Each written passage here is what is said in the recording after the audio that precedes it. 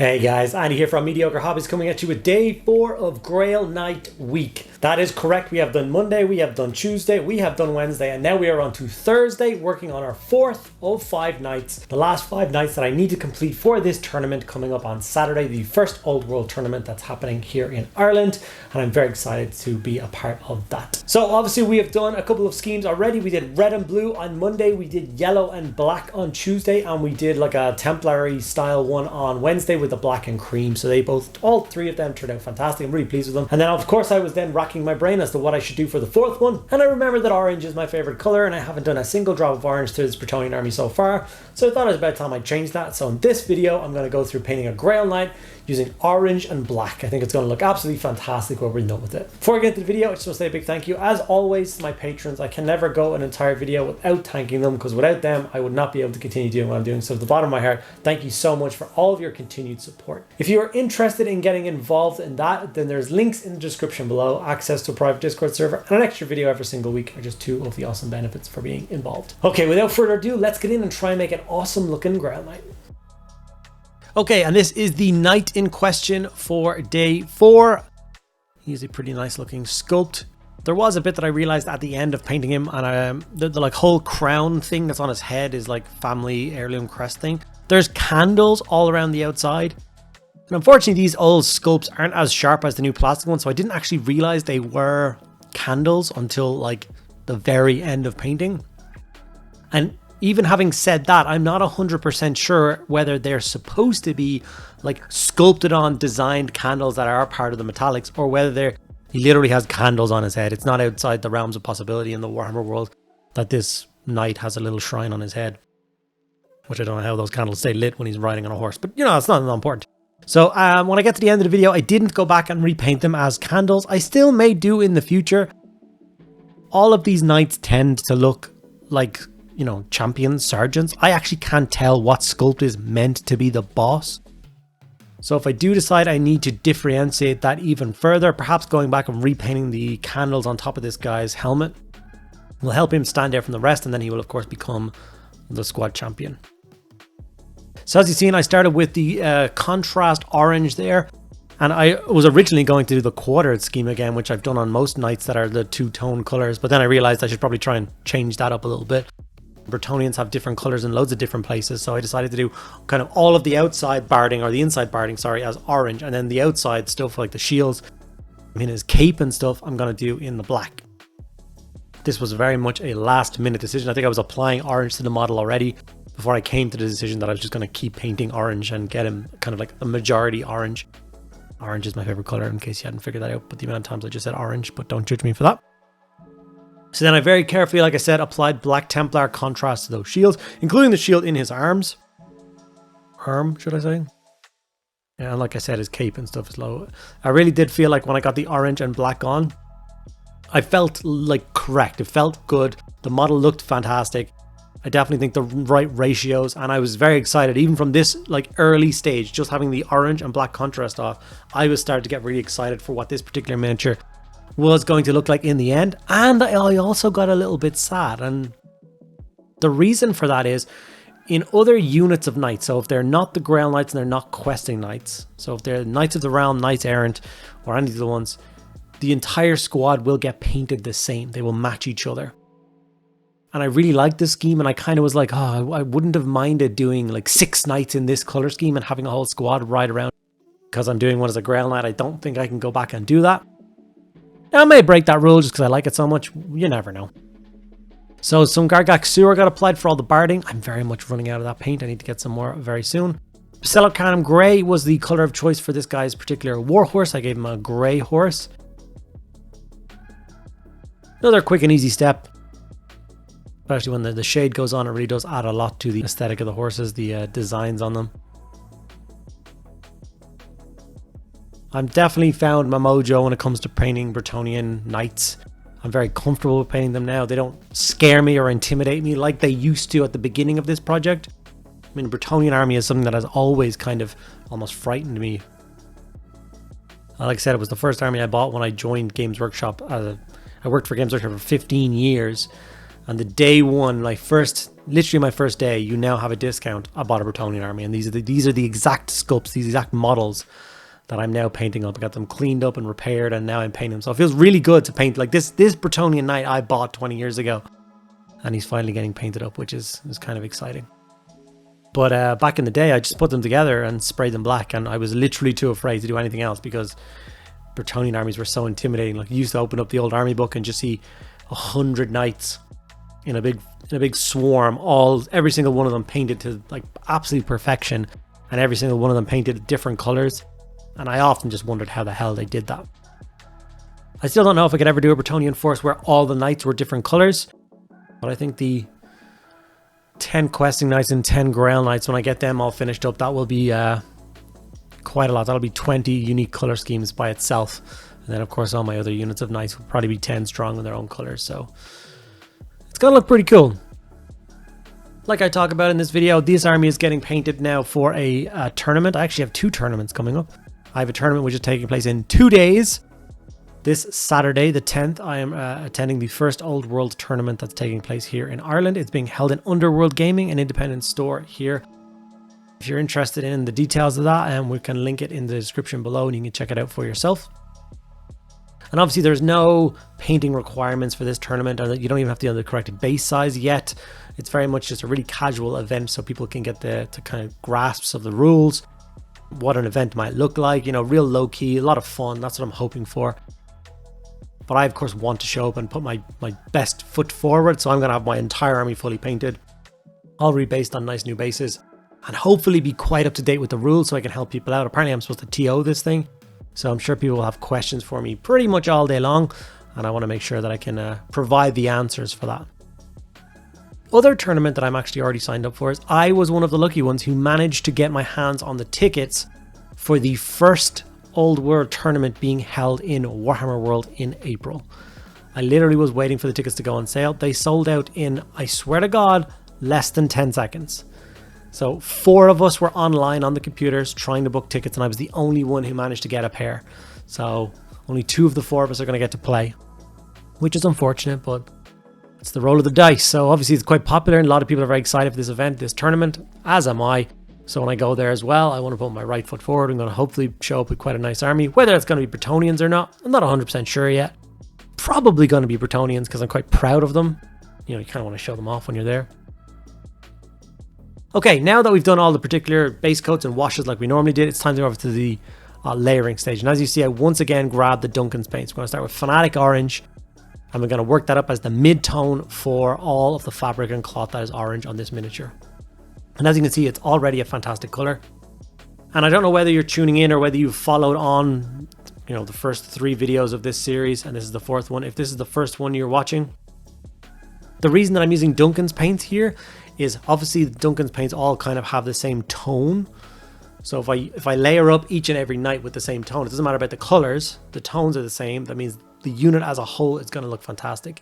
And you will see that because I do have a little clip at the end of this video where I put this knight in his unit. And now that 5 of the 6 models in the unit are painted, you can definitely see how that tone matches the rest of the army or the rest of that unit. And I think it looks great. So as you can see, I'm going around and layering it, leaving all of the dark contrast and shaded areas nice and dark in the recesses. And then it's more of the kind of higher parts of the folds that are getting done with the bright orange. Being careful not to hit any of the horse or any of the barding or anything like that. These all bits will all be layered later on. So if you do make a mistake, you touch off it a little bit, it's okay. It can all be fixed up and repaired later on with a few other layer paints. But I find being neater just makes the job easier. I don't know whether that's just me, but sloppy painting doesn't do it for me anymore. But this bright and vibrant orange is definitely making me happy, and I'm still kind of thinking about doing a whole unit in this scheme. Or maybe a unit of men-at-arms which are following this guy into battle. Maybe all my Grail Pilgrims will be following this particular Grail Knight into battle and they'll all have his colours. Who knows? I do have quite a large unit of Grail Pilgrims with a Grail Reliquary to paint up. And I'm actually quite looking forward to that project as well. Okay, with the 2 coats of Fanatic Orange on giving me this nice crisp orange, it's time to add a little bit of texture to that. So that's where we go up to the Orange Flare, which obviously is much brighter. So we're going to use this much more sparingly. We're just going to go for kind of scratchy highlights. We're going to leave a lot of that old previous color orange behind. And this will help give us a lot of depth to the color. I know I've said it a lot before, but I think it's worth reiterating the idea of, you know, if you have one solid block color on a miniature, it makes it look more like a toy. So I think learning how to add texture to things is one of those kind of really important things. The first thing I learned how to do with texture is just adding chipping damage to marines and tanks and stuff, which sure just added an extra layer of depth to painting them. They didn't just look like army men from the store. So as you see, I'm going in with that like feathering technique using a sharp pointed brush, very little paint on the model, and I'm following across, just not going for kind of lots of coverage. And of course it wants to focus on my hands there for reasons. So there we have it. The orange is now ready to rock and roll. Like I said, I'm really pleased with that orange color. Now it's time to work up the blacks, and for that we are of course going to go back over to Duncan's paints. We're going to use Death Reaper and Dungeon Stone Grey. Now the Dark Reaper paint was obviously applied just like normal. It was used as the mid-tone, very much a layer paint to strengthen up all the black parts of the miniature. When it got to the Slate Grey, the Dungeon Stone Grey stage on a previous model for even this video series, I just went straight to the grey, and it didn't really give me the result that I wanted to against the orange. It was far too grey. Maybe I went overboard on it, or maybe it was just too stark of a jump.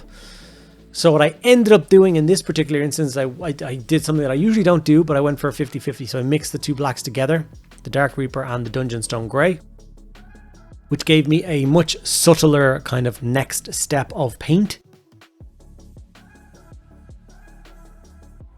that I could then layer up his shield and all the extra barding and his cape and stuff with that color, and give me the final result that I was looking for on the black parts of these models.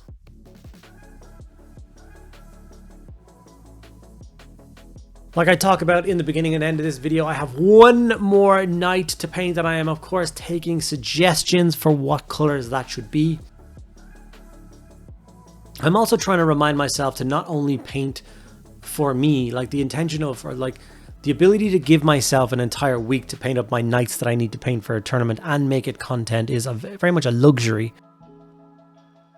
But I also wanted to be able to show people 5 different ways of painting knights, 5 different schemes. So I think it's important for me to also take that kind of responsibility on and do colors, like try not to repeat myself over and over again. So for instance, for the last night, perhaps I should go for 2 colors I haven't painted at all for the 2 tones.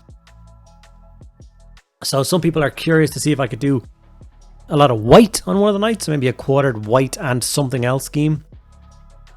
White and red has been thrown around a lot, but the first video I did had a lot of red on it. The whole banner was red. So I don't know. I'm also not sure if white would match the kind of dark, kind of gloomy look of the entire unit. I feel like it might be too bright and too gaudy. I don't know. Maybe yellow and blue.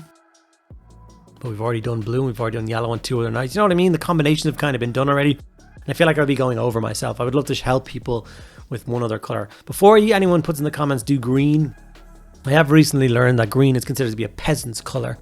That's why a lot of the peasantry should wear green, and knights and nobles would never be caught wearing green. It's part of the kind of story and the lore. And that's why one of the kind of cool things that makes the Green Knight stand out as a Green Knight is that he is, of course, this big glowing green knight.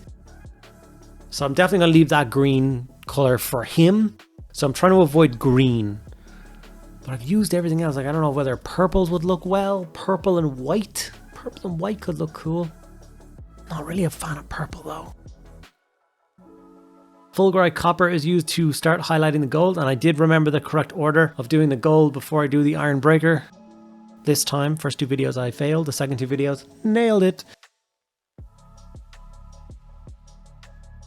Then I move on to the iron breaker, and with the iron breaker I'm going to highlight and layer up all the metallics, whether it be the silver, whether it be the gold, anything like that you're going to get done with the iron breaker and make it pop. Normally when I'm layering lead belcher up after a shade, I just go back to lead belcher, but I just felt like Bretonnian knights deserve to be in that like polished steel armor. Still worn torn, so I'm not going to take it up to like even brighter, but iron breaker seems to be, I think, the correct choice. It makes it pop, makes it look really cool. Makes the Knights look like they're wearing some pretty decently forged equipment and gear, like family heirlooms or quite expensive gear and equipment. So I wanted to kind of showcase that when I did the model. After that, I just added some transfers, and I went stag head for this guy. He gave me kind of autumn themes and autumn nature, stag. I don't know, maybe it was weird, but I just think it suited him. So I went for that. Here is the unit of 6 Grail Knights or 5 Grail Knights and a Damsel. And here I am adding the 4th painted Grail Knight to the unit. I just have a single Grail Knight left to paint, and this unit is complete. And that's actually the last Knight that I need to paint for a tournament. I do have 10 more men-at-arms that need to be layered up. And I will show them off as well when I do the army showcase. Probably next week I'll do a tournament review video and showcase the army and the units. I might try and take some notes to let you know how certain units did, if anyone did anything heroic or cool or special. Maybe I'll share it with you guys in a video. Maybe I'll have some pictures to put up and show you what happened as well. So that should be a lot of fun. Well guys, there we have it. Day 4 of Grail Knight Week has officially come to a close, and we have our orange and black Grail Knight painted up, varnished up, sitting in the unit, ready to rock and roll. Very pleased with the result. And that means that we're moving on to Friday, the last day of Grail Knight Week, and the last miniature that I have to paint for this 1,000-point force to bring to this tournament. And I'm excited to see the entire force finished up. So yeah, let me know if you want to see that in a little extra video. I can do a kind of a video showcase of the stuff. I'm also going to document the tournament a little bit, not in video format probably, obviously that's not fair and everyone else there, but I'll take a lot of pictures and stuff and I'll be posting them on my socials. If you enjoyed this video, you like how the night turned out, or if you have any ideas what I should do for the last night, please put it in the comments below. Make sure you give the video a like to help it be shared with more people, and make sure you're subscribed, not only to support the channel, but I'm also going to be giving away a Titan at the end of this year based on the number of subscribers that I get. So if you're in the market for a Titan, you don't want to pay any money, there's an easy way of trying to get one, and that's to subscribe. Alright guys, thank you so much for sticking around at the end of the video. I'll see you in the next one.